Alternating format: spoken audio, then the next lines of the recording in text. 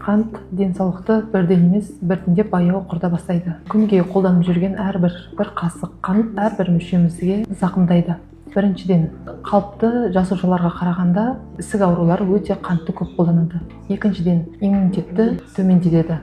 Үшіншіден, ағзадағы саңырауқұлақтардың да өсуіне жақсы қолайлы орта болып табылады. Саңырауқұлақтар қантты ортада жақсы тез дамиды. Қант бауырға түсетін болса, ол майға айналып, бауырды баса бастайды. Көз тамырларына жиналатын болса, ол кезде көздің көруі нашарлай бастайды. Қант магнийдің түзілуін төмендететін болса, ағзада құрысу, тырысу, ағзаға жиналған кезде судың жиналуын көбейтеді, яғни су көз алдында ісінудің пайда болады, сонымен қатар денеде ауырлық сезімі пайда болады. Алтыншыдан, қант коллагендердің түзілуін ағзада төмендетеді.